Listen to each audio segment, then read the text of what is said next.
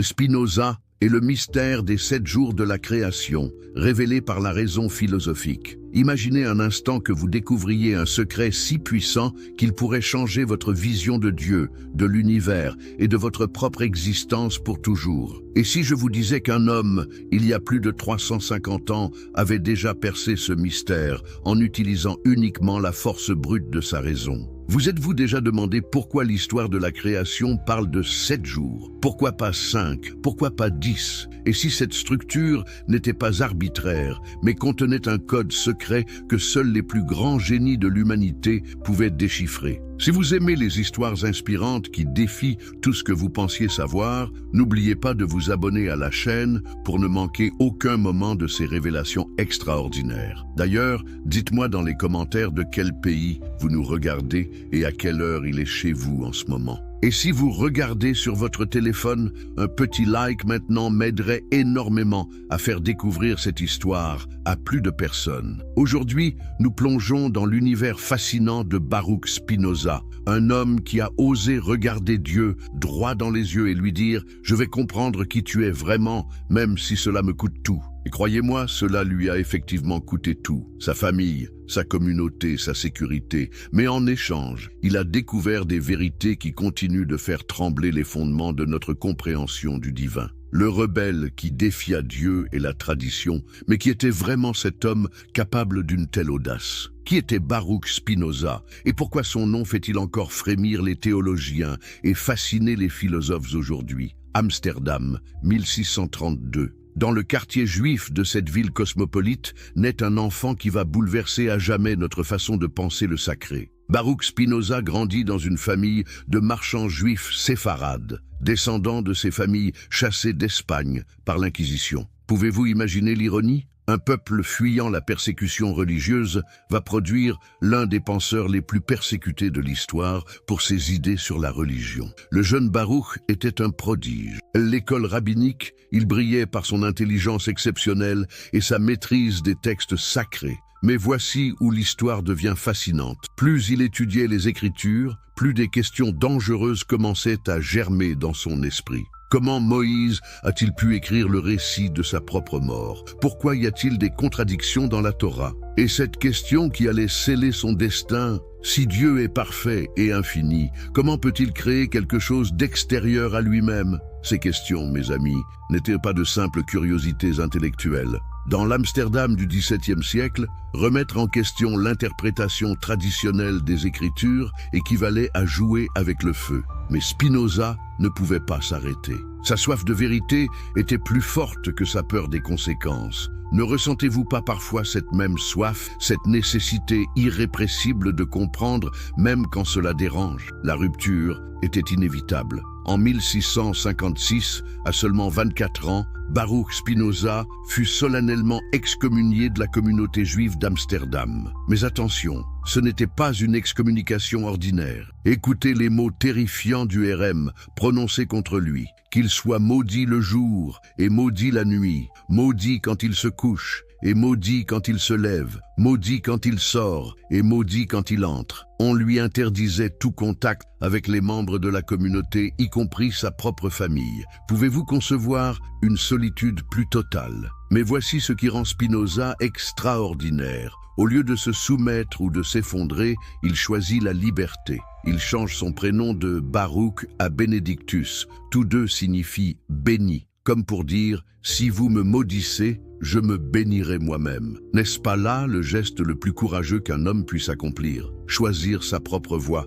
quand le monde entier vous tourne le dos. Spinoza s'installe alors dans une petite maison à Rindsbourg, puis à Voorburg, vivant modestement en polissant des lentilles optiques. Imaginez cette scène. Le jour, ses mains façonnent minutieusement le verre pour créer des instruments permettant de mieux voir le monde physique. La nuit, son esprit forge les concepts les plus révolutionnaires pour nous faire voir la réalité spirituelle. N'y a-t-il pas une beauté poétique dans cette double activité? Car c'est dans cette solitude forcée que Spinoza développe ses idées les plus révolutionnaires. Sa première œuvre majeure, le traité théologico-politique, fait l'effet d'une bombe. Il y affirme que les textes sacrés doivent être étudiés comme n'importe quel autre document historique, en utilisant la raison critique. Mais plus scandaleux encore, il soutient que les prophètes n'avaient pas accès à des vérités surnaturelles, mais qu'ils étaient simplement des hommes dotés d'une imagination particulièrement vive et d'un sens moral développé. Pouvez-vous imaginer l'audace de cette affirmation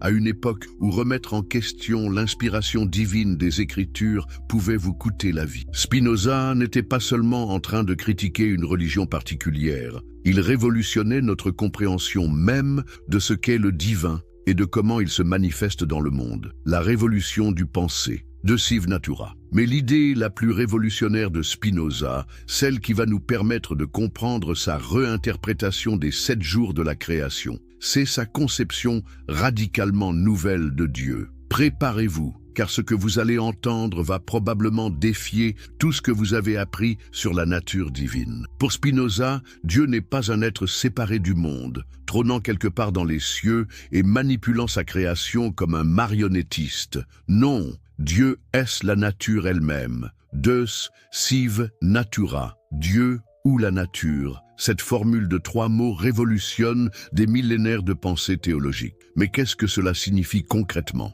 Imaginez que vous regardiez un magnifique coucher de soleil. La conception traditionnelle vous dirait « Dieu a créé cette beauté pour vous ». Spinoza vous dit « Cette beauté, c'est Dieu lui-même qui se manifeste ». Sentez-vous la différence? Dans le premier cas, vous admirez l'œuvre d'un artiste absent. Dans le second, vous contemplez directement l'artiste en action. Cette idée n'est pas née du jour au lendemain dans l'esprit de Spinoza. Elle est le fruit d'une réflexion logique implacable. Si Dieu est véritablement infini, se demande-t-il, comment peut-il y avoir quoi que ce soit en dehors de lui? Un infini véritable ne peut avoir de limite, donc rien ne peut exister en dehors de lui. Tout ce qui existe doit être une expression, une modification, un mode de cette substance divine infinie. Mais attention, ne confondez pas la position de Spinoza avec un panthéisme simpliste qui dirait que tout est également divin. Pour lui, Dieu s'exprime selon différents attributs.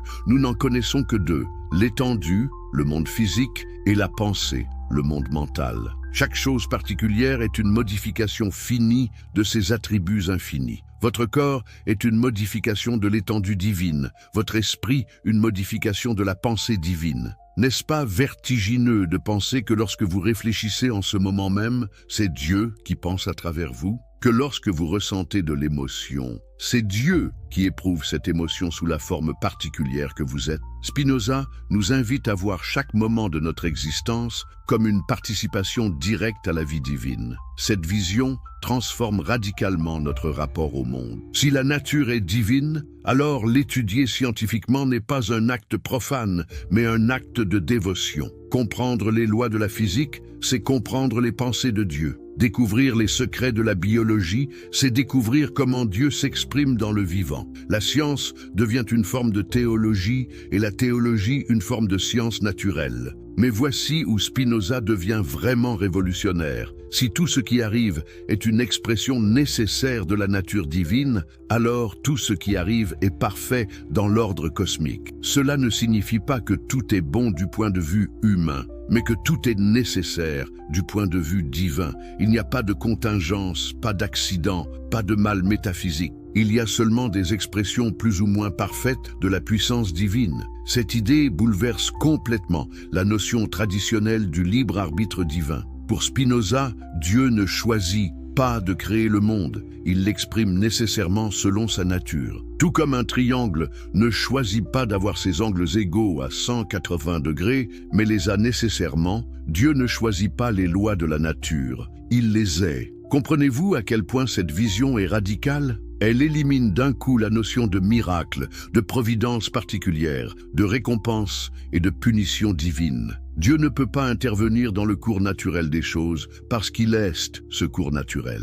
Il ne peut pas faire d'exception à ses propres lois parce que ces lois sont son essence même. Le méthode géométrique appliquée à la théologie. Comment Spinoza en est-il arrivé à ces conclusions si révolutionnaires? Quel était son secret pour percer les mystères que des millénaires de théologiens n'avaient pas réussi à élucider? La réponse tient en 2 mots. Méthode géométrique. Spinoza était fasciné par la géométrie d'Euclide. Pourquoi? Parce que la géométrie lui offrait un modèle de connaissance certaine, indubitable, qui progressait logiquement d'axiomes évidents vers des conclusions nécessaires. Dans les éléments d'Euclide, chaque théorème découle rigoureusement des axiomes de base et des théorèmes précédemment démontrés. Il n'y a pas de place pour l'opinion, la tradition ou l'autorité, seulement pour la vérité démonstrative. N'avez-vous jamais rêvé d'une connaissance aussi certaine concernant les questions les plus importantes de l'existence? C'est exactement ce que Spinoza pensait pouvoir accomplir en appliquant la méthode géométrique aux questions théologiques et éthiques. Son chef-d'œuvre,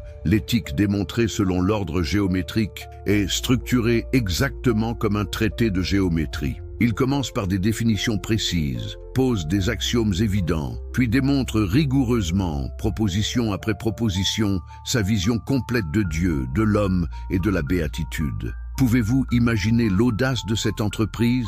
Démontrer l'existence et la nature de Dieu avec la même certitude qu'un théorème sur les triangles. Prenons un exemple concret de cette méthode. Spinoza définit Dieu comme l'être absolument infini, c'est-à-dire la substance constituée par une infinité d'attributs dont chacun exprime une essence éternelle et infinie. Puis il démontre par une série d'arguments logiques que cette substance est nécessairement unique, indivisible et cause de soi. De là, il conclut que tout ce qui existe est en Dieu et ne peut être ni être conçu sans Dieu. Cette démonstration n'est pas une spéculation mystique ou une révélation surnaturelle. C'est un raisonnement aussi rigoureux que n'importe quelle démonstration mathématique. Spinoza ne demande pas qu'on le croie sur parole. Il invite chacun à suivre pas à pas sa démonstration et à vérifier sa validité logique. Mais pourquoi cette méthode était-elle si révolutionnaire pour l'époque? Parce qu'elle éliminait d'un coup toutes les sources traditionnelles d'autorité en matière religieuse. Plus besoin de se référer aux Écritures, à la tradition, aux pères de l'Église ou au concile. La vérité sur Dieu peut être découverte par la raison naturelle de n'importe quel être humain suffisamment attentif et rigoureux. Cette méthode impliquait aussi que les vérités sur Dieu ne sont pas des mystères incompréhensibles réservés à une élite spirituelle, mais des connaissances rationnelles accessibles à quiconque s'y applique sérieusement. N'est-ce pas là une démocratisation extraordinaire de la connaissance divine? Spinoza applique cette même rigueur à l'interprétation des textes sacrés. Pour lui, comprendre la Bible, c'est d'abord comprendre les circonstances historiques de sa rédaction, les intentions de ses auteurs, les particularités de leur langue et de leur culture. Il faut étudier l'écriture comme on étudie la nature, objectivement, sans préjugés, en laissant les textes parler d'eux-mêmes plutôt qu'en leur imposant des interprétations préconçues. Cette approche l'amène à des conclusions révolutionnaires sur la genèse de la Bible. Moïse n'a pas pu écrire le Pentateuque en entier, puisqu'on y trouve le récit de sa mort. Les textes ont été compilés, édités et réécrits à différentes époques. Les miracles rapportés doivent être compris comme des événements naturels décrits dans le langage et selon les croyances de l'époque. Mais voici le plus important. Cette méthode critique ne détruit pas la valeur des textes sacrés, elle la révèle sous un jour nouveau. Pour Spinoza, la vraie valeur de la Bible ne réside pas dans son exactitude historique ou scientifique, mais dans son enseignement moral et sa capacité à inspirer l'amour de Dieu et du prochain. Les prophètes n'étaient pas des philosophes, mais des prédicateurs géniaux qui savaient parler au cœur du peuple pour l'élever vers la justice et la piété, déchiffrer le code caché de la création. Maintenant que nous comprenons la méthode de Spinoza et sa conception révolutionnaire de Dieu, nous pouvons enfin aborder le cœur de notre sujet. Comment ce génie a-t-il réinterprété l'histoire des 7 jours de la création? Pour Spinoza, le récit de la Genèse n'est pas un reportage historique sur les événements qui se sont déroulés au commencement du temps. Comment pourrait-il l'être, puisque le temps lui-même fait partie de la création? Non, ce récit est quelque chose de beaucoup plus profond. C'est une carte conceptuelle de la structure logique de la réalité, une description des étapes nécessaires par lesquelles la substance divine s'exprime sous la forme du monde naturel. Pensez-y, si Dieu est éternel et si sa nature s'exprime nécessairement, alors la création ne peut pas être un événement temporel. Elle doit être un processus logique éternel par lequel l'essence divine se déploie selon un ordre nécessaire. Les jours de la création ne sont pas des périodes de 24 heures, mais des moments logiques,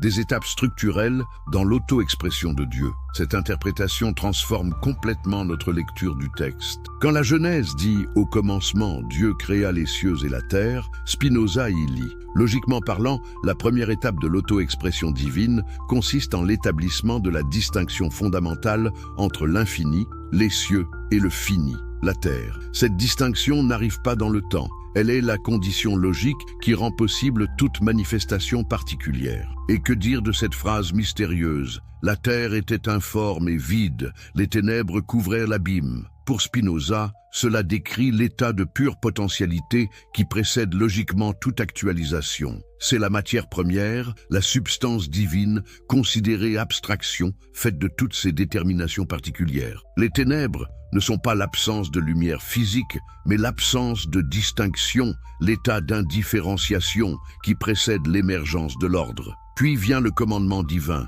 que la lumière soit. Et voici où l'interprétation de Spinoza devient éblouissante de génie. Cette lumière n'est pas la lumière physique, créée au 4e jour avec le soleil et la lune. Non, c'est la lumière métaphysique, la première distinction qui rend possible toutes les autres distinctions. C'est l'émergence du principe d'intelligibilité dans la substance divine. Réfléchissez à la profondeur de cette interprétation. Dans la pensée de Spinoza, Dieu ne dit pas que la lumière soit comme un commandement externe. Le dire divin, c'est l'être divin lui-même, se déterminant selon sa nature logique. Quand Dieu parle, c'est la substance divine qui s'articule selon l'ordre éternel de la raison. Cette lumière primordiale, c'est donc l'émergence de la distinction fondamentale qui permet à la substance divine de se connaître elle-même. Car comment peut-on se connaître sans se distinguer de ce qui n'est pas soi ? La lumière, c'est le principe même de la différenciation, ce qui permet de séparer, de définir, de comprendre. Et quand le texte dit que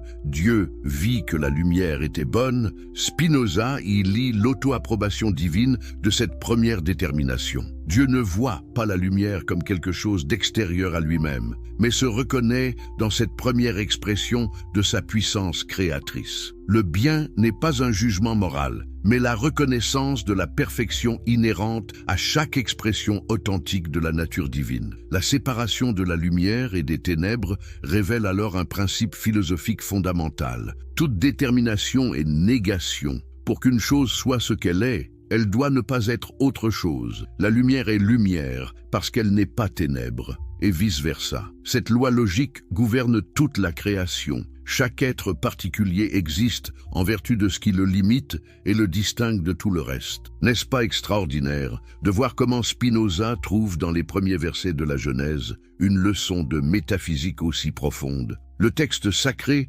devient un traité de philosophie première, révélant les principes éternels selon lesquels la réalité se structure. Le 2e jour nous présente la création du firmament qui sépare les eaux d'en haut des eaux d'en bas. Pour Spinoza, cela représente l'établissement de la structure spatiale de la réalité. Le firmament, c'est l'émergence de l'étendue comme attribut divin, ce qui permet la distinction entre l'intérieur et l'extérieur, le haut et le bas, l'ici et l'ailleurs. Mais attention, cette séparation n'est pas un découpage arbitraire de l'espace. C'est l'auto-organisation de la substance divine selon les lois géométriques éternelles. Les eaux d'en haut représentent la pure potentialité de l'étendue infinie, tandis que les eaux d'en bas représentent cette même étendue considérée sous l'aspect de ses déterminations finies particulières. Remarquez que le texte ne dit pas que Dieu vit que cela était bon pour le 2e jour. Spinoza y voit une indication profonde. La pure séparation spatiale,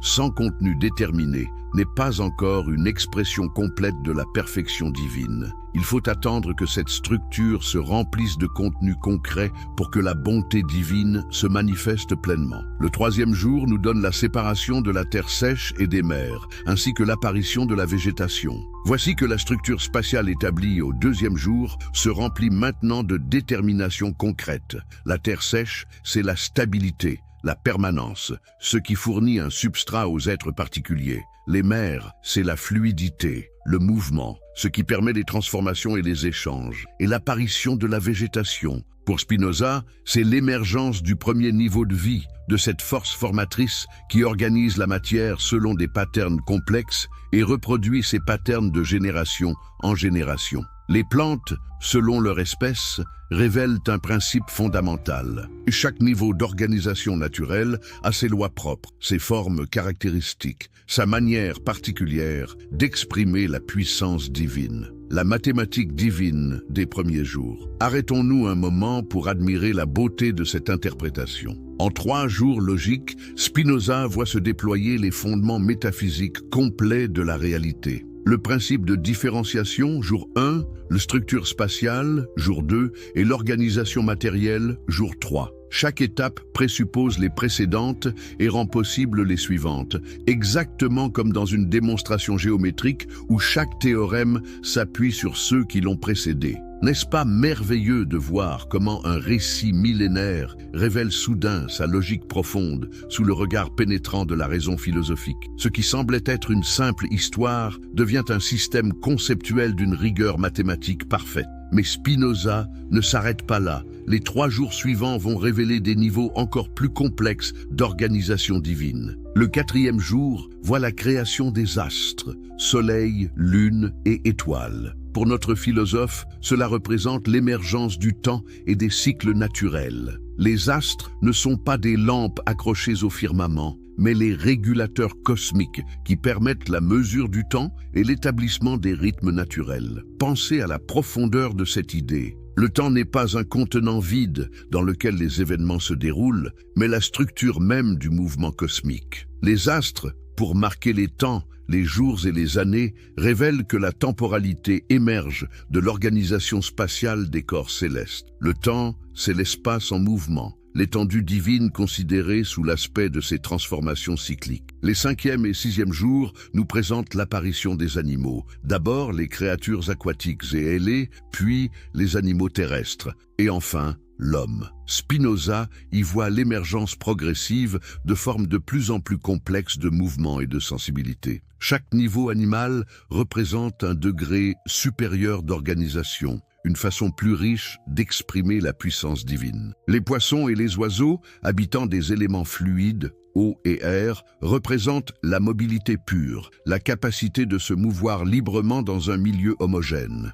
Les animaux terrestres, devant composer avec la résistance du sol et la complexité du relief, développent des formes plus variées d'adaptation et d'intelligence pratique. Et l'homme occupe une place unique dans cette progression logique. Il n'est pas simplement un animal plus complexe, mais qualitativement différent. Pourquoi? Parce qu'il est le seul être capable de comprendre rationnellement l'ordre entier de la création. En l'homme, la substance divine accède à la conscience de soi. Spinoza est le mystère des 7 jours de la création, révélé par la raison philosophique.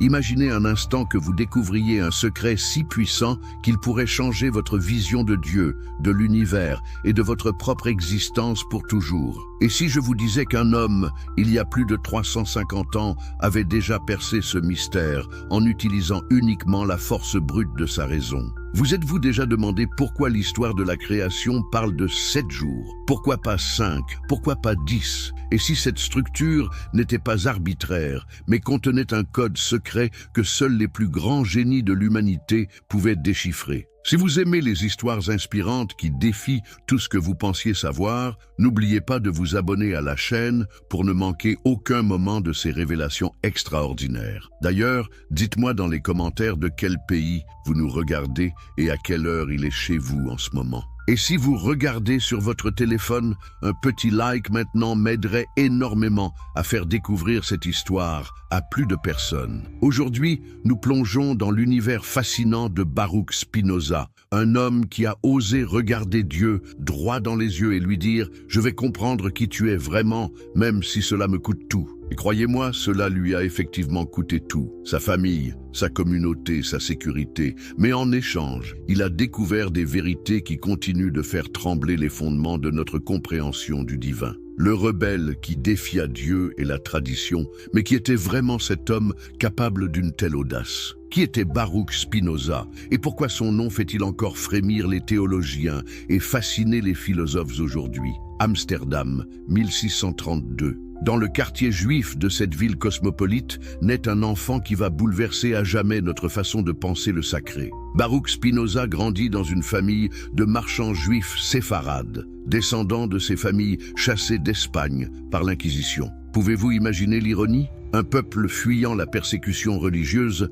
va produire l'un des penseurs les plus persécutés de l'histoire pour ses idées sur la religion. Le jeune Baruch était un prodige. L'école rabbinique, il brillait par son intelligence exceptionnelle et sa maîtrise des textes sacrés. Mais voici où l'histoire devient fascinante. Plus il étudiait les Écritures, plus des questions dangereuses commençaient à germer dans son esprit. Comment Moïse a-t-il pu écrire le récit de sa propre mort? Pourquoi y a-t-il des contradictions dans la Torah? Et cette question qui allait sceller son destin, si Dieu est parfait et infini, comment peut-il créer quelque chose d'extérieur à lui-même? Ces questions, mes amis, n'étaient pas de simples curiosités intellectuelles. Dans l'Amsterdam du XVIIe siècle, remettre en question l'interprétation traditionnelle des Écritures équivalait à jouer avec le feu. Mais Spinoza ne pouvait pas s'arrêter. Sa soif de vérité était plus forte que sa peur des conséquences. Ne ressentez-vous pas parfois cette même soif, cette nécessité irrépressible de comprendre,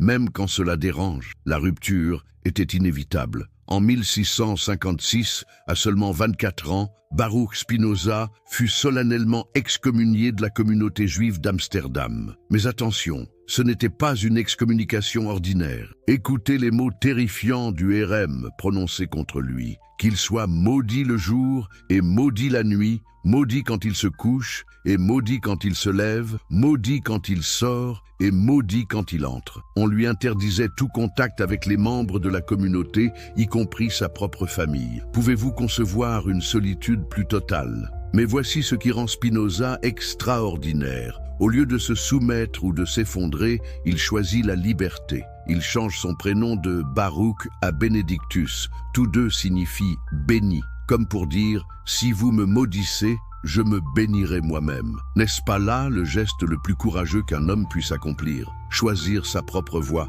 quand le monde entier vous tourne le dos. Spinoza s'installe alors dans une petite maison à Rindsburg, puis à Voorburg, vivant modestement en polissant des lentilles optiques. Imaginez cette scène. Le jour, ses mains façonnent minutieusement le verre pour créer des instruments permettant de mieux voir le monde physique. La nuit, son esprit forge les concepts les plus révolutionnaires pour nous faire voir la réalité spirituelle. N'y a-t-il pas une beauté poétique dans cette double activité? Car c'est dans cette solitude forcée que Spinoza développe ses idées les plus révolutionnaires. Sa première œuvre majeure, le traité théologico-politique, fait l'effet d'une bombe. Il y affirme que les textes sacrés doivent être étudiés comme n'importe quel autre document historique, en utilisant la raison critique. Mais plus scandaleux encore, il soutient que les prophètes n'avaient pas accès à des vérités surnaturelles, mais qu'ils étaient simplement des hommes dotés d'une imagination particulièrement vive et d'un sens moral développé. Pouvez-vous imaginer l'audace de cette affirmation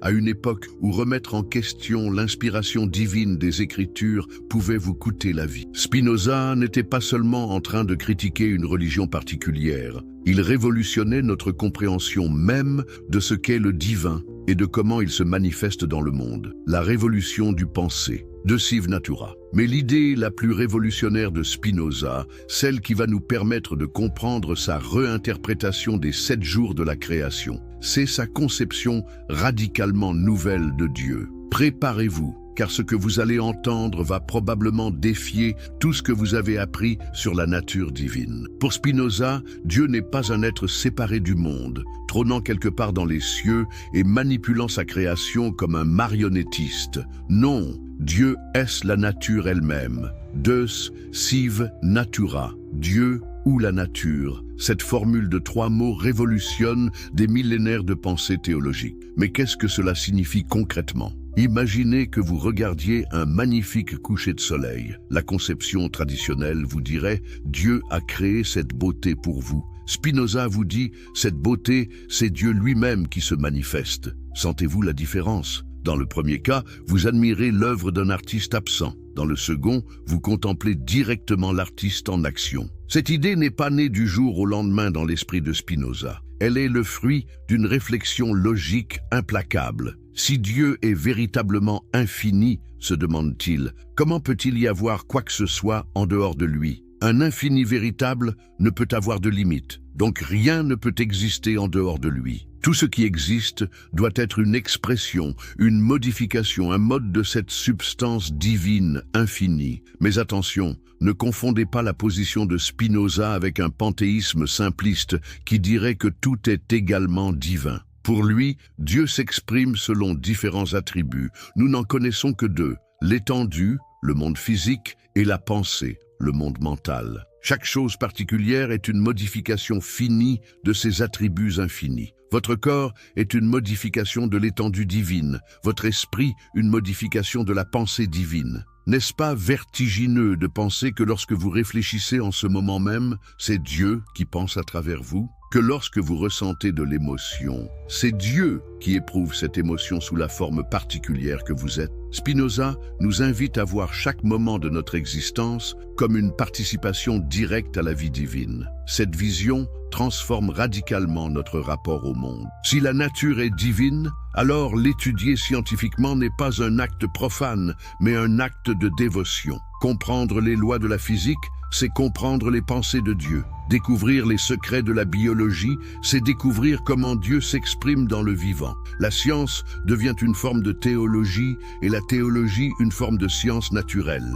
Mais voici où Spinoza devient vraiment révolutionnaire. Si tout ce qui arrive est une expression nécessaire de la nature divine, alors tout ce qui arrive est parfait dans l'ordre cosmique. Cela ne signifie pas que tout est bon du point de vue humain, mais que tout est nécessaire du point de vue divin. Il n'y a pas de contingence, pas d'accident, pas de mal métaphysique. Il y a seulement des expressions plus ou moins parfaites de la puissance divine. Cette idée bouleverse complètement la notion traditionnelle du libre arbitre divin. Pour Spinoza, Dieu ne choisit pas de créer le monde, il l'exprime nécessairement selon sa nature. Tout comme un triangle ne choisit pas d'avoir ses angles égaux à 180 degrés, mais les a nécessairement, Dieu ne choisit pas les lois de la nature, il les est. Comprenez-vous à quel point cette vision est radicale ? Elle élimine d'un coup la notion de miracle, de providence particulière, de récompense et de punition divine. Dieu ne peut pas intervenir dans le cours naturel des choses parce qu'il est ce cours naturel. Il ne peut pas faire d'exception à ses propres lois parce que ces lois sont son essence même. Le méthode géométrique appliquée à la théologie. Comment Spinoza en est-il arrivé à ces conclusions si révolutionnaires? Quel était son secret pour percer les mystères que des millénaires de théologiens n'avaient pas réussi à élucider? La réponse tient en deux mots. Méthode géométrique. Spinoza était fasciné par la géométrie d'Euclide. Pourquoi? Parce que la géométrie lui offrait un modèle de connaissance certaine, indubitable, qui progressait logiquement d'axiomes évidents vers des conclusions nécessaires. Dans les éléments d'Euclide, chaque théorème découle rigoureusement des axiomes de base et des théorèmes précédemment démontrés. Il n'y a pas de place pour l'opinion, la tradition ou l'autorité, seulement pour la vérité démonstrative. N'avez-vous jamais rêvé d'une connaissance aussi certaine concernant les questions les plus importantes de l'existence? C'est exactement ce que Spinoza pensait pouvoir accomplir en appliquant la méthode géométrique aux questions théologiques et éthiques. Son chef-d'œuvre,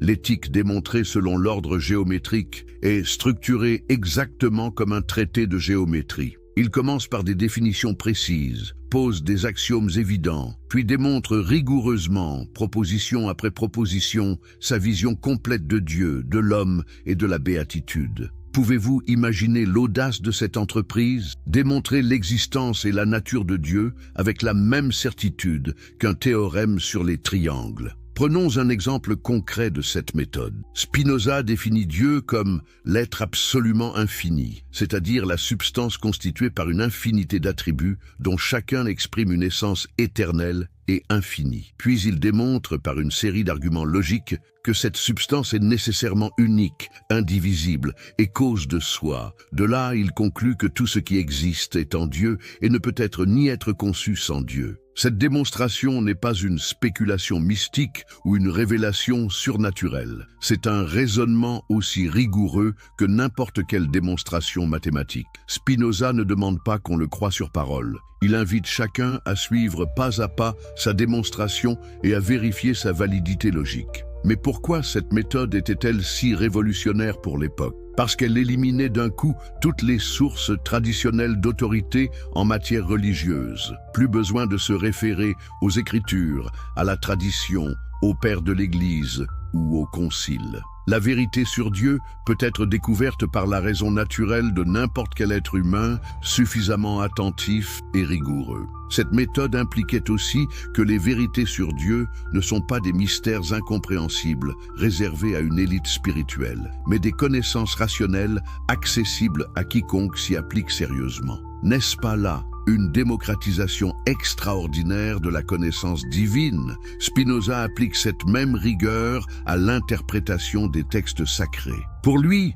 comprendre la Bible, c'est d'abord comprendre les circonstances historiques de sa rédaction, les intentions de ses auteurs, les particularités de leur langue et de leur culture. Il faut étudier l'écriture comme on étudie la nature, objectivement, sans préjugés, en laissant les textes parler d'eux-mêmes plutôt qu'en leur imposant des interprétations préconçues. Cette approche l'amène à des conclusions révolutionnaires sur la genèse de la Bible. Moïse n'a pas pu écrire le Pentateuque en entier, puisqu'on y trouve le récit de sa mort. Les textes ont été compilés, édités et réécrits à différentes époques. Les miracles rapportés doivent être compris comme des événements naturels, décrits dans le langage et selon les croyances de l'époque. Mais voici le plus important. Cette méthode critique ne détruit pas la valeur des textes sacrés, elle la révèle sous un jour nouveau. Pour Spinoza, la vraie valeur de la Bible ne réside pas dans son exactitude historique ou scientifique, mais dans son enseignement moral et sa capacité à inspirer l'amour de Dieu et du prochain. Les prophètes n'étaient pas des philosophes, mais des prédicateurs géniaux qui savaient parler au cœur du peuple pour l'élever vers la justice et la piété, déchiffrer le code caché de la création. Maintenant que nous comprenons la méthode de Spinoza et sa conception révolutionnaire de Dieu, nous pouvons enfin aborder le cœur de notre sujet. Comment ce génie a-t-il réinterprété l'histoire des 7 jours de la création? Pour Spinoza, le récit de la Genèse n'est pas un reportage historique sur les événements qui se sont déroulés au commencement du temps. Comment pourrait-il l'être, puisque le temps lui-même fait partie de la création? Non, ce récit est quelque chose de beaucoup plus profond. C'est une carte conceptuelle de la structure logique de la réalité, une description des étapes nécessaires par lesquelles la substance divine s'exprime sous la forme du monde naturel. Pensez-y. Si Dieu est éternel et si sa nature s'exprime nécessairement, alors la création ne peut pas être un événement temporel. Elle doit être un processus logique éternel par lequel l'essence divine se déploie selon un ordre nécessaire. Les jours de la création ne sont pas des périodes de 24 heures, mais des moments logiques, des étapes structurelles dans l'auto-expression de Dieu. Cette interprétation transforme complètement notre lecture du texte. Quand la Genèse dit « Au commencement, Dieu créa les cieux et la terre », Spinoza y lit. Logiquement parlant, la première étape de l'auto-expression divine consiste en l'établissement de la distinction fondamentale entre l'infini, les cieux et le fini, la terre. Cette distinction n'arrive pas dans le temps. Elle est la condition logique qui rend possible toute manifestation particulière. Et que dire de cette phrase mystérieuse? La terre était informe et vide, les ténèbres couvraient l'abîme. Pour Spinoza, cela décrit l'état de pure potentialité qui précède logiquement toute actualisation. C'est la matière première, la substance divine, considérée abstraction, faite de toutes ses déterminations particulières. Les ténèbres ne sont pas l'absence de lumière physique, mais l'absence de distinction, l'état d'indifférenciation qui précède l'émergence de l'ordre. Puis vient le commandement divin, que la lumière soit. Et voici où l'interprétation de Spinoza devient éblouissante de génie. Cette lumière n'est pas la lumière physique, créée au 4e jour avec le soleil et la lune. Non, c'est la lumière métaphysique, la première distinction qui rend possible toutes les autres distinctions. C'est l'émergence du principe d'intelligibilité dans la substance divine. Réfléchissez à la profondeur de cette interprétation. Dans la pensée de Spinoza, Dieu ne dit pas que la lumière soit comme un commandement externe. Le dire divin, c'est l'être divin lui-même, se déterminant selon sa nature logique. Quand Dieu parle, c'est la substance divine qui s'articule selon l'ordre éternel de la raison. Cette lumière primordiale, c'est donc l'émergence de la distinction fondamentale qui permet à la substance divine de se connaître elle-même. Car comment peut-on se connaître sans se distinguer de ce qui n'est pas soi ? La lumière, c'est le principe même de la différenciation, ce qui permet de séparer, de définir, de comprendre. Et quand le texte dit que Dieu vit que la lumière était bonne, Spinoza y lit l'auto-approbation divine de cette première détermination. Dieu ne voit pas la lumière comme quelque chose d'extérieur à lui-même, mais se reconnaît dans cette première expression de sa puissance créatrice. Le bien n'est pas un jugement moral, mais la reconnaissance de la perfection inhérente à chaque expression authentique de la nature divine. La séparation de la lumière et des ténèbres révèle alors un principe philosophique fondamental. Toute détermination est négation. Pour qu'une chose soit ce qu'elle est, elle doit ne pas être autre chose. La lumière est lumière parce qu'elle n'est pas ténèbres, et vice-versa. Cette loi logique gouverne toute la création. Chaque être particulier existe en vertu de ce qui le limite et le distingue de tout le reste. N'est-ce pas extraordinaire de voir comment Spinoza trouve dans les premiers versets de la Genèse une leçon de métaphysique aussi profonde? Le texte sacré devient un traité de philosophie première, révélant les principes éternels selon lesquels la réalité se structure. Le deuxième jour nous présente la création du firmament qui sépare les eaux d'en haut des eaux d'en bas. Pour Spinoza, cela représente l'établissement de la structure spatiale de la réalité. Le firmament, c'est l'émergence de l'étendue comme attribut divin, ce qui permet la distinction entre l'intérieur et l'extérieur, le haut et le bas, l'ici et l'ailleurs. Mais attention, cette séparation n'est pas un découpage arbitraire de l'espace. C'est l'auto-organisation de la substance divine selon les lois géométriques éternelles. Les eaux d'en haut représentent la pure potentialité de l'étendue infinie, tandis que les eaux d'en bas représentent cette même étendue considérée sous l'aspect de ses déterminations finies particulières. Remarquez que le texte ne dit pas que Dieu vit que cela était bon pour le deuxième jour. Spinoza y voit une indication profonde. La pure séparation spatiale, sans contenu déterminé, n'est pas encore une expression complète de la perfection divine. Il faut attendre que cette structure se remplisse de contenu concret pour que la bonté divine se manifeste pleinement. Le troisième jour nous donne la séparation de la terre sèche et des mers, ainsi que l'apparition de la végétation. Voici que la structure spatiale établie au deuxième jour se remplit maintenant de déterminations concrètes. La terre sèche, c'est la stabilité, la permanence, ce qui fournit un substrat aux êtres particuliers. Les mers, c'est la fluidité, le mouvement, ce qui permet les transformations et les échanges, et l'apparition de la végétation. Pour Spinoza, c'est l'émergence du premier niveau de vie, de cette force formatrice qui organise la matière selon des patterns complexes et reproduit ces patterns de génération en génération. Les plantes, selon leur espèce, révèlent un principe fondamental. Chaque niveau d'organisation naturelle a ses lois propres, ses formes caractéristiques, sa manière particulière d'exprimer la puissance divine. La mathématique divine des premiers jours. Arrêtons-nous un moment pour admirer la beauté de cette interprétation. En 3 jours logiques, Spinoza voit se déployer les fondements métaphysiques complets de la réalité. Le principe de différenciation, jour 1, la structure spatiale, jour 2, et l'organisation matérielle, jour 3. Chaque étape présuppose les précédentes et rend possible les suivantes, exactement comme dans une démonstration géométrique où chaque théorème s'appuie sur ceux qui l'ont précédé. N'est-ce pas merveilleux de voir comment un récit millénaire révèle soudain sa logique profonde sous le regard pénétrant de la raison philosophique? Ce qui semblait être une simple histoire devient un système conceptuel d'une rigueur mathématique parfaite. Mais Spinoza ne s'arrête pas là. Les 3 jours suivants vont révéler des niveaux encore plus complexes d'organisation divine. Le 4e jour voit la création des astres,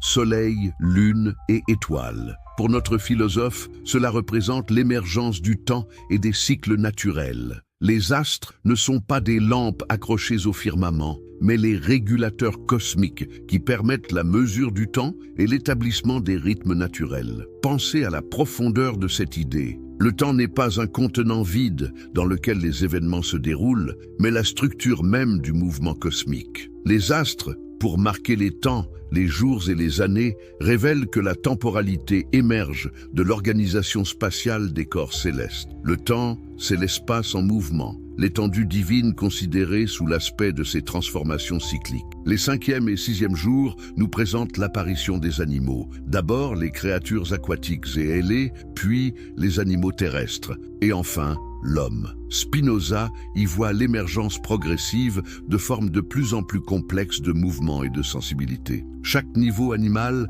représente un degré supérieur d'organisation, une façon plus riche d'exprimer la puissance divine. Les poissons et les oiseaux, habitant des éléments fluides, eau et air, représentent la mobilité pure, la capacité de se mouvoir librement dans un milieu homogène. Les animaux terrestres, devant composer avec la résistance du sol et la complexité du relief, développent des formes plus variées d'adaptation et d'intelligence pratique. Et l'homme occupe une place unique dans cette progression logique. Il n'est pas simplement un animal plus complexe, mais qualitativement différent. Pourquoi? Parce qu'il est le seul être capable de comprendre rationnellement l'ordre entier de la création. En l'homme, la substance divine accède à la conscience de soi. L'homme comme miroir de la création divine. Mais attendez, nous touchons ici au cœur de ce qui rend la philosophie de Spinoza si révolutionnaire et si dangereuse aux yeux de ses contemporains. Si vous appréciez ces révélations qui transforment notre compréhension du divin,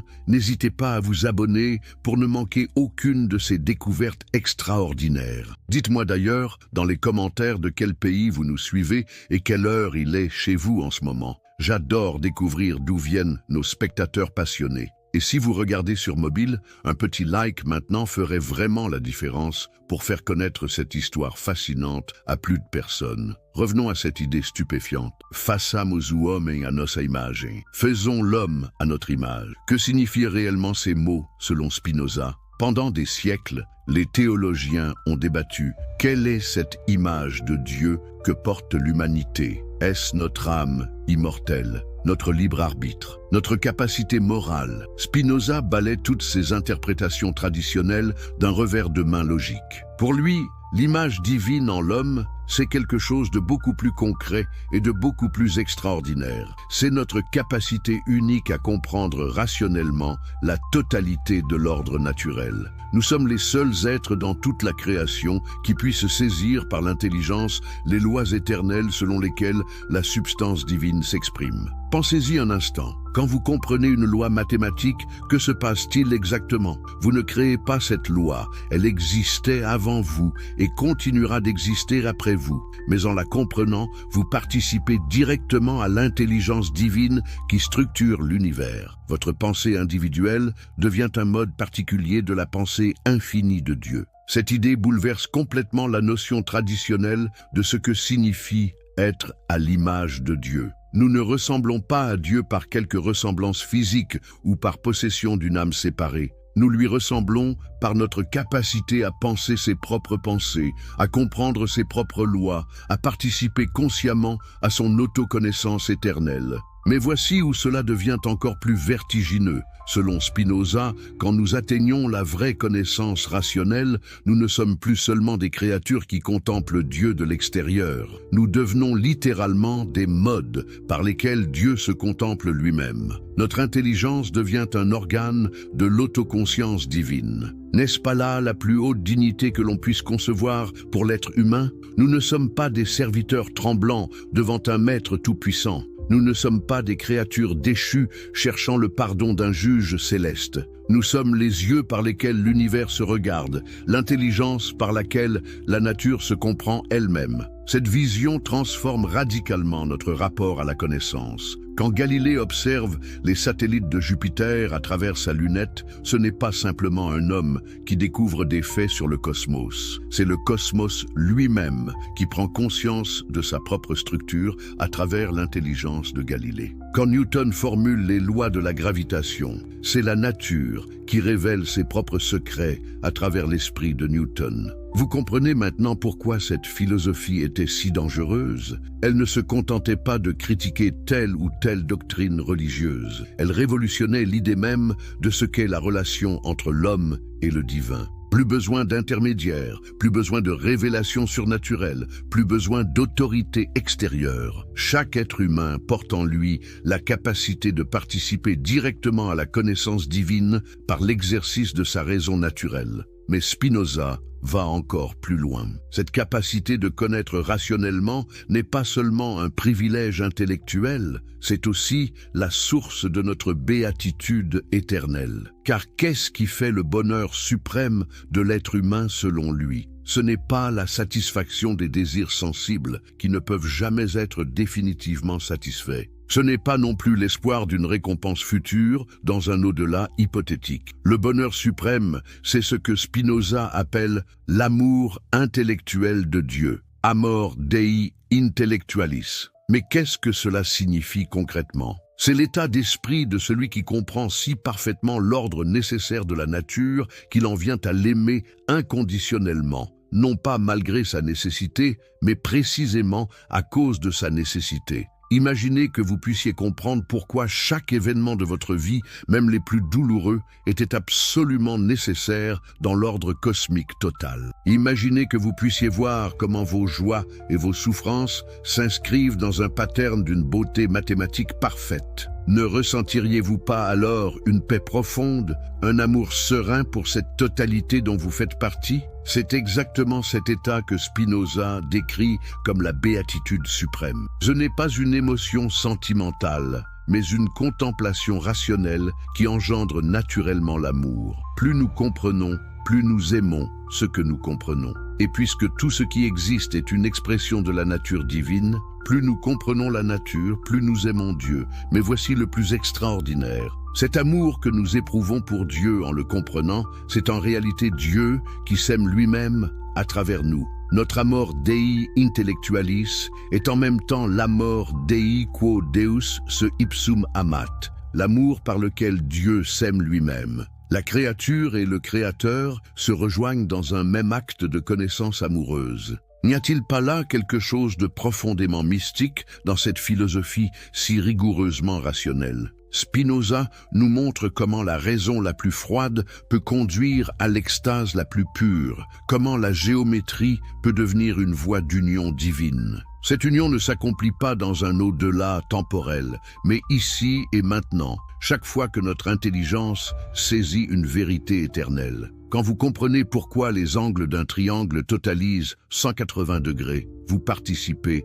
à l'éternité. Quand vous saisissez la nécessité d'une loi physique, vous touchez à l'absolu. Votre pensée individuelle et temporelle accède à des vérités qui transcendent le temps et l'individualité. Cela signifie que l'éternité n'est pas une durée infinie qui commence après la mort, mais une qualité de l'expérience présente. Nous sommes éternels dans la mesure où nous pensons des vérités éternelles. Notre immortalité ne consiste pas en la survie de notre personnalité individuelle, mais en notre participation présente à l'intelligence divine intemporelle. Cette doctrine de l'éternité de l'esprit était l'une des plus controversées de toute la philosophie spinoziste. Elle semblait promettre une forme d'immortalité tout en niant la survie personnelle traditionnellement enseignée par les religions. Que reste-t-il de moi dans cette éternité impersonnelle? Spinoza répond avec sa logique implacable, ce qui reste, c'est tout ce qui en nous était vraiment réel et vraiment précieux, notre capacité de connaissance et d'amour intellectuel. Le 7e jour, la perfection atteinte. Nous arrivons maintenant au 7e jour, le jour du repos divin. Dieu acheva au 7e jour son œuvre qu'il avait faite, et il se reposa au 7e jour de toute son œuvre qu'il avait faite. Comment Spinoza interprète-t-il ce passage mystérieux? D'abord, il faut écarter l'interprétation littérale. Dieu ne peut pas se reposer au sens où nous nous reposons après un effort, car cela impliquerait qu'il était auparavant dans un état d'imperfection, ou de manque. Un être parfait n'a pas besoin de récupérer ses forces. De plus, si Dieu est éternel, il ne peut pas vraiment achever une œuvre qui serait temporellement successive. Non, le repos du 7e jour représente quelque chose de beaucoup plus profond. C'est l'état d'autocontemplation dans lequel la substance divine, ayant exprimé toute la richesse de sa nature à travers les 6 premiers moments logiques, se reconnaît parfaitement dans cette expression totale. Pensez à un mathématicien qui vient de terminer une démonstration particulièrement élégante. Il pose sa plume et contemple son œuvre avec satisfaction. Ce n'est pas qu'il soit fatigué et ait besoin de repos physique, c'est qu'il savoure la perfection de ce qu'il vient d'accomplir. Le repos divin du 7e jour est cette contemplation satisfaite de la perfection accomplie. Mais qu'est-ce qui est exactement accompli au 7e jour? C'est l'expression complète de tous les niveaux possibles d'organisation naturelle, depuis la distinction logique primordiale, jour 1, jusqu'à l'émergence de la conscience rationnelle, jour 6, en passant par l'organisation spatiale, jour 2, matérielle, jour 3, temporelle, jour 4 et vitale, jour 5.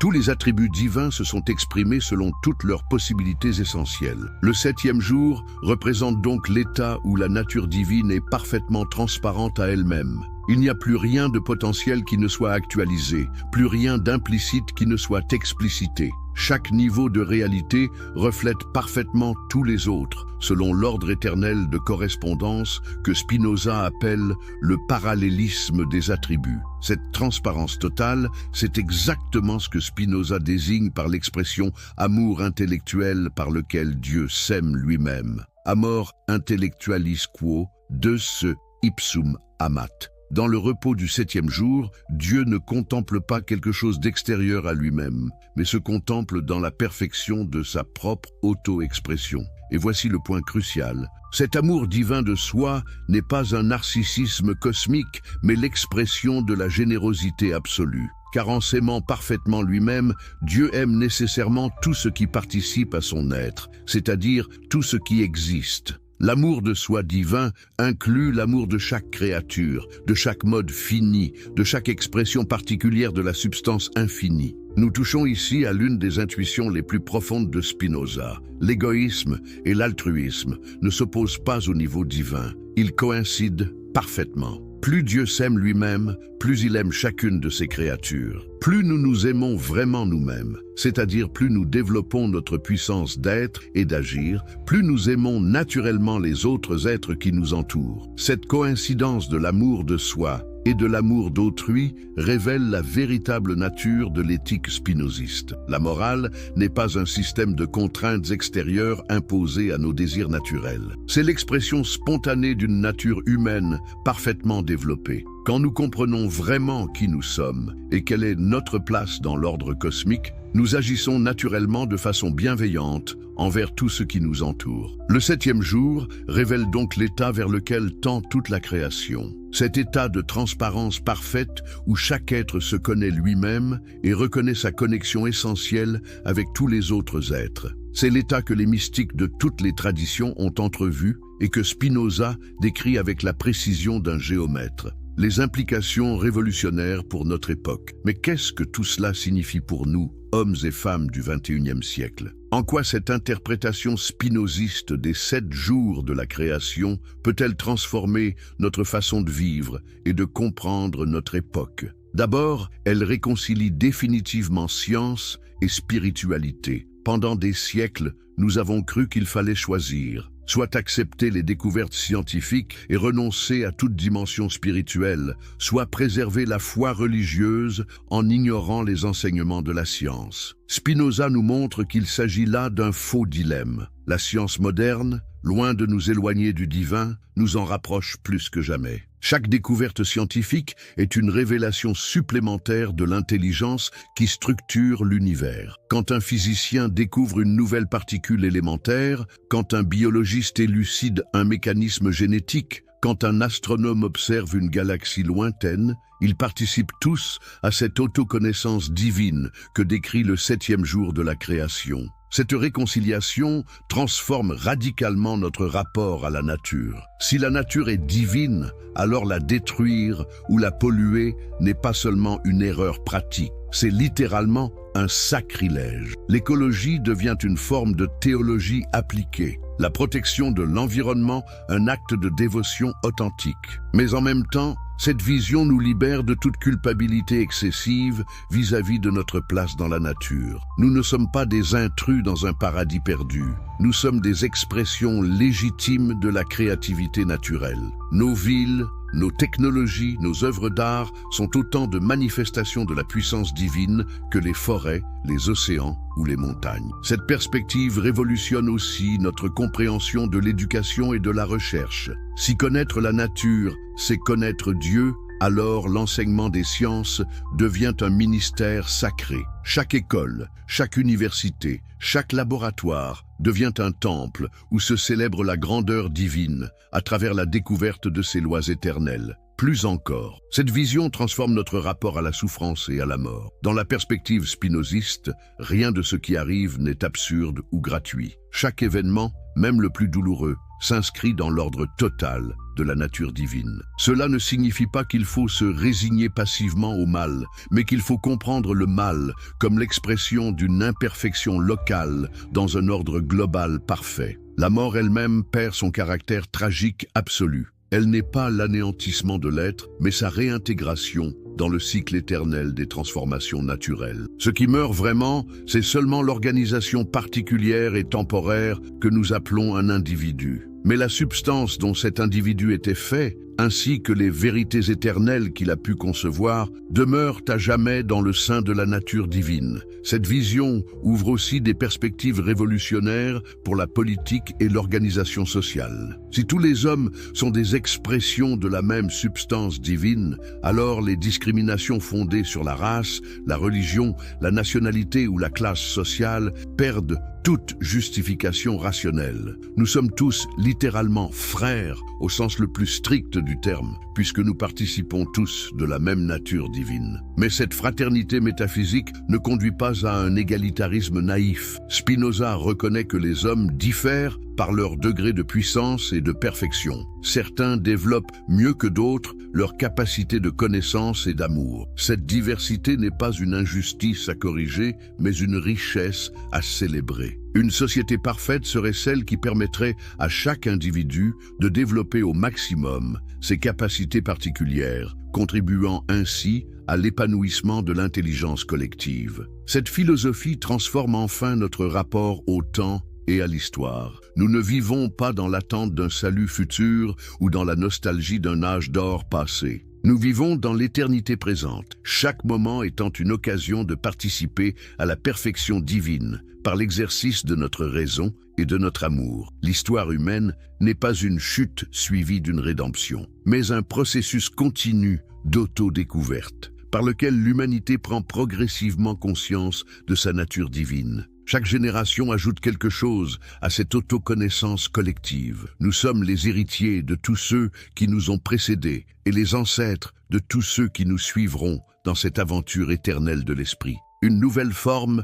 de religiosité. Cette vision spinoziste engendre naturellement une forme nouvelle de religiosité, libérée des superstitions et des peurs qui ont trop souvent caractérisé les religions historiques. Cette religiosité nouvelle ne repose pas sur la crainte d'un juge céleste, mais sur l'amour d'une beauté cosmique. Elle ne promet pas de récompense future, mais révèle la béatitude présente. Elle ne demande pas la soumission aveugle, mais encourage la compréhension rationnelle. Dans cette nouvelle religiosité, prier, ce n'est pas demander à Dieu de changer l'ordre naturel en notre faveur, c'est nous ajuster nous-mêmes à cet ordre pour y trouver notre place la plus harmonieuse. Adorer Dieu, ce n'est pas répéter des formules rituelles, c'est contempler avec émerveillement la beauté mathématique qui gouverne l'univers. Servir Dieu, ce n'est pas obéir à des commandements arbitraires, c'est agir selon notre nature la plus authentique et la plus développée. Cette religiosité nouvelle unit des hommes et des femmes de toute culture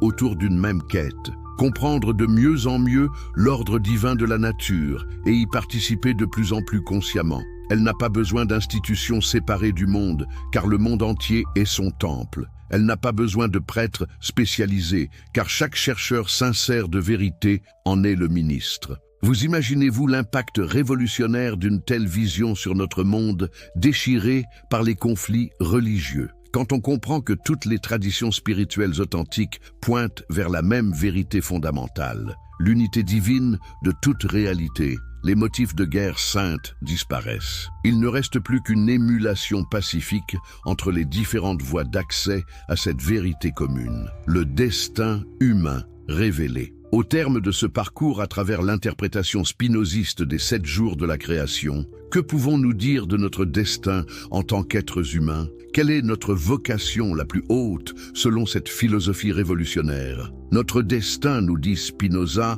n'est pas d'obéir aveuglément à des lois imposées de l'extérieur, mais de comprendre rationnellement les lois qui constituent notre propre nature et celle de l'univers qui nous entoure. Nous sommes appelés à devenir des collaborateurs conscients de l'œuvre divine, des participants lucides à l'autodéveloppement éternel de la substance infinie. Cette collaboration ne consiste pas à ajouter quelque chose qui manquerait à la perfection divine, car rien ne manque à l'infini. Elle consiste à actualiser de plus en plus complètement les potentialités de conscience et d'amour qui sommeillent en nous. Plus nous développons notre intelligence, plus nous participons à l'intelligence divine. Plus nous développons notre capacité d'aimer, plus nous participons à l'amour par lequel Dieu s'aime lui-même et aime toutes ses créatures. Cette vocation transforme complètement le sens de nos activités quotidiennes. Travailler, étudier, créer, aimer, éduquer ses enfants, soigner les malades, protéger les faibles. Toutes ces activités deviennent des formes de collaboration divine quand elles sont accomplies avec la conscience de participer à l'ordre éternel de la nature. Il n'y a pas d'opposition entre vie contemplative et vie active dans cette perspective. La contemplation véritable conduit naturellement à l'action généreuse, et l'action généreuse nourrit la contemplation. Celui qui comprend vraiment l'unité divine de toute réalité ne peut que travailler au bien-être de tout ce qui l'entoure, car il sait que le bien d'autrui est aussi son propre bien dans l'ordre cosmique total. Cette vision révèle aussi pourquoi l'éducation et la culture sont si importantes pour l'épanouissement humain. Ce n'est pas seulement qu'elles nous rendent plus habiles ou plus civilisés, c'est qu'elles développent en nous cette capacité de connaissance rationnelle et d'amour intellectuel qui constitue notre essence divine. Un peuple qui néglige l'éducation et la culture se coupe de sa propre divinité. Mais cette divinité humaine n'est pas un privilège exclusif réservé à une élite. Elle est la vocation commune de tous les hommes, même si tous ne l'actualisent pas au même degré. Chaque être humain, si humble soit-il, porte en lui cette étincelle divine qui peut s'épanouir en connaissance et en amour. Le devoir de ceux qui ont développé cette capacité est d'aider les autres à la développer à leur tour. Conclusion. L'héritage éternel de Spinoza. Mes amis, nous voici arrivés au terme de cette exploration extraordinaire de l'interprétation spinoziste des 7 jours de la création. Que retenez-vous de ce voyage au cœur de l'une des philosophies les plus révolutionnaires de tous les temps? D'abord, j'espère que vous avez saisi à quel point Spinoza était en avance sur son époque. Il y a plus de 3 siècles, cet homme a anticipé des intuitions que notre époque scientifique ne fait que redécouvrir. L'idée que l'univers forme un système unifié régi par des lois mathématiques, l'idée que l'esprit et la matière sont 2 aspects d'une même réalité, l'idée que la connaissance scientifique peut être une voie d'accès au sacré.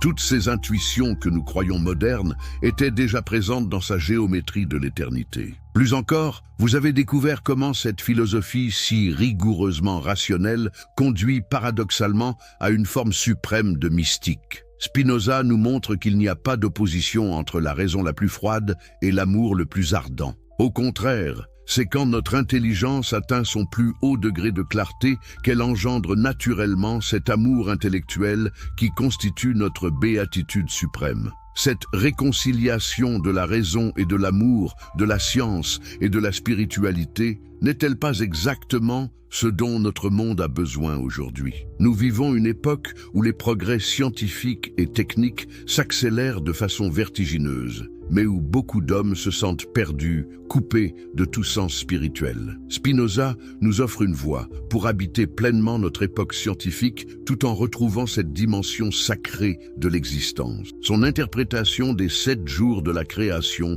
nous révèle que ces 2 quêtes n'en font qu'une. Comprendre les lois de la physique quantique ou de la biologie moléculaire, c'est déchiffrer les pensées même de Dieu. Développer des technologies qui soulagent la souffrance humaine, c'est collaborer à l'œuvre divine de perfectionnement du monde. Créer de la beauté artistique, c'est ajouter de nouvelles expressions à l'infinie créativité divine. Cette vision transforme complètement notre rapport à l'existence. Nous ne sommes plus des créatures déchues dans un monde hostile, en attente d'un salut hypothétique. Nous sommes des expressions conscientes de la divinité même, appelées à développer toujours davantage notre capacité de connaissance et d'amour. Chaque progrès de la science, chaque œuvre d'art authentique, chaque geste de générosité fait avancer l'humanité entière vers cette transparence parfaite à elle-même que symbolise le repos du 7e jour. L'héritage de Spinoza, c'est cette confiance inébranlable en la puissance de la raison humaine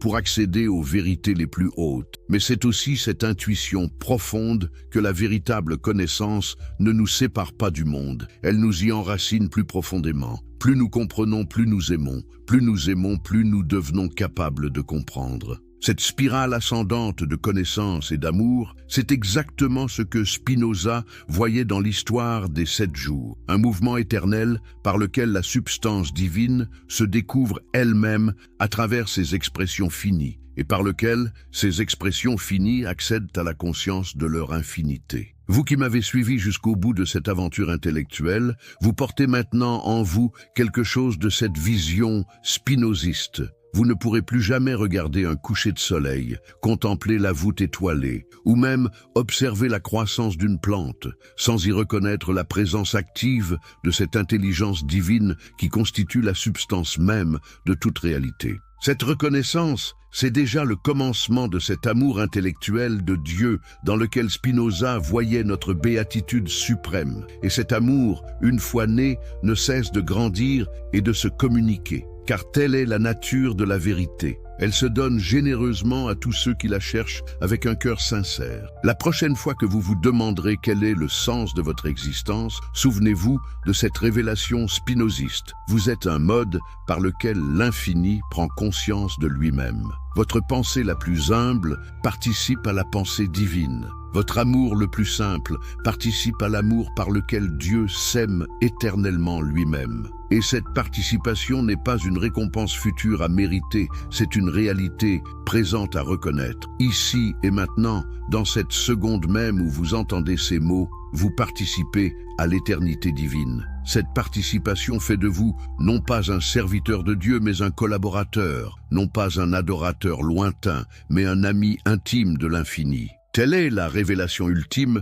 que Spinoza a découverte dans les 7 jours de la création. Nous ne sommes pas seulement dans le monde, nous sommes le monde prenant conscience de lui-même. Nous ne contemplons pas seulement Dieu. Nous sommes Dieu se contemplant à travers nos yeux d'homme. Cette vérité, une fois comprise, transforme tout. Elle fait de chaque instant une éternité, de chaque pensée une prière, de chaque acte d'amour une participation au mystère divin de l'existence. Voilà l'héritage éternel que nous a légué ce juif maudit d'Amsterdam qui a choisi la vérité contre tous les conformismes de son époque. Voilà le trésor qu'il nous offre encore aujourd'hui à nous, qui avons le courage d'ouvrir les yeux sur la beauté terrible et magnifique du réel. Si cette découverte a touché votre cœur, si elle a élargi votre vision du monde et de vous-même, alors n'hésitez pas à la partager autour de vous, car telle est la nature de la vérité spinoziste. Plus on la partage, plus elle se multiplie. Plus on la donne, plus on la reçoit. Et dans ce don mutuel de la vérité, nous réalisons déjà, ici-bas, quelque chose de cette communion éternelle que les 7 jours de la création nous annoncent comme notre destinée ultime. Les attributs divins se sont exprimés selon toutes leurs possibilités essentielles. Le 7e jour représente donc l'état où la nature divine est parfaitement transparente à elle-même. Il n'y a plus rien de potentiel qui ne soit actualisé, plus rien d'implicite qui ne soit explicité. Chaque niveau de réalité reflète parfaitement tous les autres, selon l'ordre éternel de correspondance que Spinoza appelle le parallélisme des attributs. Cette transparence totale, c'est exactement ce que Spinoza désigne par l'expression « amour intellectuel par lequel Dieu s'aime lui-même ». Amor intellectualis quo, de ce ipsum amat. Dans le repos du septième jour, Dieu ne contemple pas quelque chose d'extérieur à lui-même, mais se contemple dans la perfection de sa propre auto-expression. Et voici le point crucial. Cet amour divin de soi n'est pas un narcissisme cosmique, mais l'expression de la générosité absolue. Car en s'aimant parfaitement lui-même, Dieu aime nécessairement tout ce qui participe à son être, c'est-à-dire tout ce qui existe. L'amour de soi divin inclut l'amour de chaque créature, de chaque mode fini, de chaque expression particulière de la substance infinie. Nous touchons ici à l'une des intuitions les plus profondes de Spinoza. L'égoïsme et l'altruisme ne s'opposent pas au niveau divin, ils coïncident parfaitement. Plus Dieu s'aime lui-même, plus il aime chacune de ses créatures. Plus nous nous aimons vraiment nous-mêmes, c'est-à-dire plus nous développons notre puissance d'être et d'agir, plus nous aimons naturellement les autres êtres qui nous entourent. Cette coïncidence de l'amour de soi et de l'amour d'autrui révèle la véritable nature de l'éthique spinoziste. La morale n'est pas un système de contraintes extérieures imposées à nos désirs naturels. C'est l'expression spontanée d'une nature humaine parfaitement développée. Quand nous comprenons vraiment qui nous sommes et quelle est notre place dans l'ordre cosmique, nous agissons naturellement de façon bienveillante envers tout ce qui nous entoure. Le septième jour révèle donc l'état vers lequel tend toute la création. Cet état de transparence parfaite où chaque être se connaît lui-même et reconnaît sa connexion essentielle avec tous les autres êtres. C'est l'état que les mystiques de toutes les traditions ont entrevu et que Spinoza décrit avec la précision d'un géomètre. Les implications révolutionnaires pour notre époque. Mais qu'est-ce que tout cela signifie pour nous, hommes et femmes du XXIe siècle? En quoi cette interprétation spinoziste des 7 jours de la création peut-elle transformer notre façon de vivre et de comprendre notre époque? D'abord, elle réconcilie définitivement science et spiritualité. Pendant des siècles, nous avons cru qu'il fallait choisir. Soit accepter les découvertes scientifiques et renoncer à toute dimension spirituelle,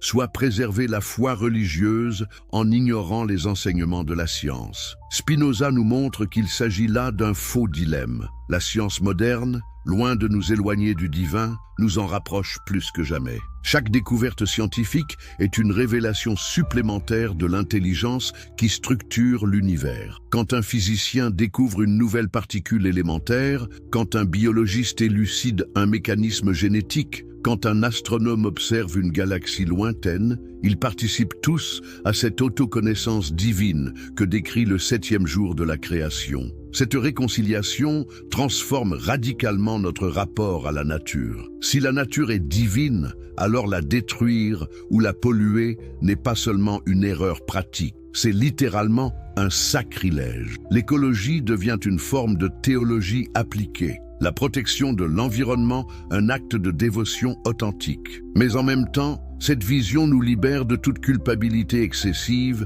vis-à-vis de notre place dans la nature. Nous ne sommes pas des intrus dans un paradis perdu. Nous sommes des expressions légitimes de la créativité naturelle. Nos villes, nos technologies, nos œuvres d'art sont autant de manifestations de la puissance divine que les forêts, les océans ou les montagnes. Cette perspective révolutionne aussi notre compréhension de l'éducation et de la recherche. Si connaître la nature, c'est connaître Dieu, alors l'enseignement des sciences devient un ministère sacré. Chaque école, chaque université, chaque laboratoire devient un temple où se célèbre la grandeur divine à travers la découverte de ses lois éternelles. Plus encore, cette vision transforme notre rapport à la souffrance et à la mort. Dans la perspective spinoziste, rien de ce qui arrive n'est absurde ou gratuit. Chaque événement, même le plus douloureux, s'inscrit dans l'ordre total de la nature divine. Cela ne signifie pas qu'il faut se résigner passivement au mal, mais qu'il faut comprendre le mal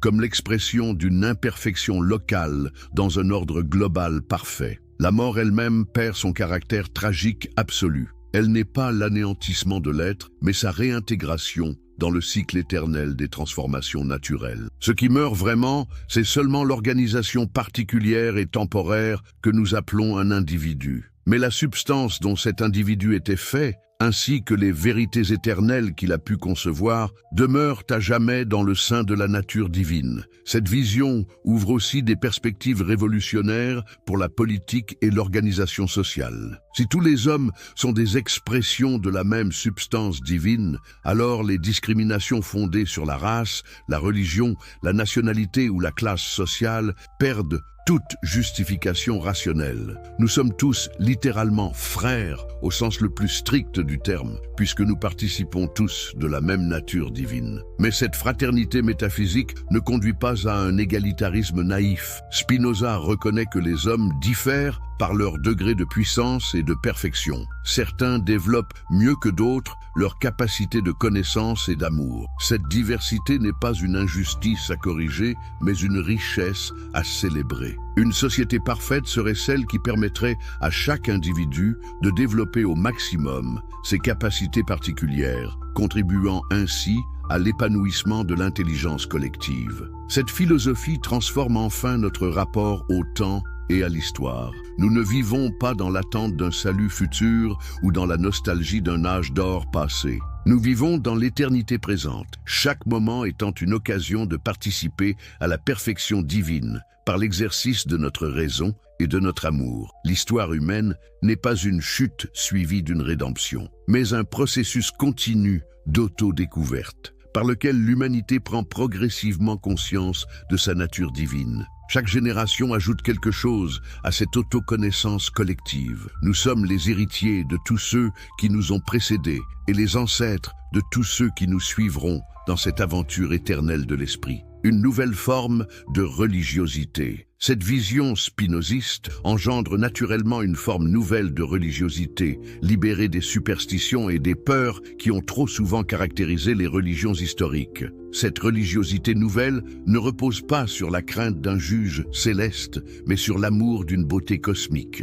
Elle ne promet pas de récompense future, mais révèle la béatitude présente. Elle ne demande pas la soumission aveugle, mais encourage la compréhension rationnelle. Dans cette nouvelle religiosité, prier, ce n'est pas demander à Dieu de changer l'ordre naturel en notre faveur, c'est nous ajuster nous-mêmes à cet ordre pour y trouver notre place la plus harmonieuse. Adorer Dieu, ce n'est pas répéter des formules rituelles, c'est contempler avec émerveillement la beauté mathématique qui gouverne l'univers. Servir Dieu, ce n'est pas obéir à des commandements arbitraires, c'est agir selon notre nature la plus authentique et la plus développée. Cette religiosité nouvelle unit des hommes et des femmes de toute culture autour d'une même quête. Comprendre de mieux en mieux l'ordre divin de la nature et y participer de plus en plus consciemment. Elle n'a pas besoin d'institutions séparées du monde, car le monde entier est son temple. Elle n'a pas besoin de prêtres spécialisés, car chaque chercheur sincère de vérité en est le ministre. Vous imaginez-vous l'impact révolutionnaire d'une telle vision sur notre monde, déchiré par les conflits religieux? Quand on comprend que toutes les traditions spirituelles authentiques pointent vers la même vérité fondamentale, l'unité divine de toute réalité, les motifs de guerre sainte disparaissent. Il ne reste plus qu'une émulation pacifique entre les différentes voies d'accès à cette vérité commune, le destin humain révélé. Au terme de ce parcours à travers l'interprétation spinoziste des 7 jours de la création, que pouvons-nous dire de notre destin en tant qu'êtres humains? Quelle est notre vocation la plus haute selon cette philosophie révolutionnaire? Notre destin, nous dit Spinoza, n'est pas d'obéir aveuglément à des lois imposées de l'extérieur, mais de comprendre rationnellement les lois qui constituent notre propre nature et celle de l'univers qui nous entoure. Nous sommes appelés à devenir des collaborateurs conscients de l'œuvre divine, des participants lucides à l'autodéveloppement éternel de la substance infinie. Cette collaboration ne consiste pas à ajouter quelque chose qui manquerait à la perfection divine, car rien ne manque à l'infini. Elle consiste à actualiser de plus en plus complètement les potentialités de conscience et d'amour qui sommeillent en nous. Plus nous développons notre intelligence, plus nous participons à l'intelligence divine. Plus nous développons notre capacité d'aimer, plus nous participons à l'amour par lequel Dieu s'aime lui-même et aime toutes ses créatures. Cette vocation transforme complètement le sens de nos activités quotidiennes. Travailler, étudier, créer, aimer, éduquer ses enfants, soigner les malades, protéger les faibles. Toutes ces activités deviennent des formes de collaboration divine quand elles sont accomplies avec la conscience de participer à l'ordre éternel de la nature. Il n'y a pas d'opposition entre vie contemplative et vie active dans cette perspective. La contemplation véritable conduit naturellement à l'action généreuse, et l'action généreuse nourrit la contemplation. Celui qui comprend vraiment l'unité divine de toute réalité ne peut que travailler au bien-être de tout ce qui l'entoure, car il sait que le bien d'autrui est aussi son propre bien dans l'ordre cosmique total. Cette vision révèle aussi pourquoi l'éducation et la culture sont si importantes pour l'épanouissement humain. Ce n'est pas seulement qu'elles nous rendent plus habiles ou plus civilisés, c'est qu'elles développent en nous cette capacité de connaissance rationnelle et d'amour intellectuel qui constitue notre essence divine. Un peuple qui néglige l'éducation et la culture se coupe de sa propre divinité. Mais cette divinité humaine n'est pas un privilège exclusif réservé à une élite. Elle est la vocation commune de tous les hommes, même si tous ne l'actualisent pas au même degré. Chaque être humain, si humble soit-il, porte en lui cette étincelle divine qui peut s'épanouir en connaissance et en amour. Le devoir de ceux qui ont développé cette capacité est d'aider les autres à la développer à leur tour. Conclusion. L'héritage éternel de Spinoza. Mes amis, nous voici arrivés au terme de cette exploration extraordinaire de l'interprétation spinoziste des 7 jours de la création. Que retenez-vous de ce voyage au cœur de l'une des philosophies les plus révolutionnaires de tous les temps? D'abord, j'espère que vous avez saisi à quel point Spinoza était en avance sur son époque. Il y a plus de 3 siècles, cet homme a anticipé des intuitions que notre époque scientifique ne fait que redécouvrir. L'idée que l'univers forme un système unifié régi par des lois mathématiques, l'idée que l'esprit et la matière sont 2 aspects d'une même réalité, l'idée que la connaissance scientifique peut être une voie d'accès au sacré. Toutes ces intuitions que nous croyons modernes étaient déjà présentes dans sa géométrie de l'éternité. Plus encore, vous avez découvert comment cette philosophie si rigoureusement rationnelle conduit paradoxalement à une forme suprême de mystique. Spinoza nous montre qu'il n'y a pas d'opposition entre la raison la plus froide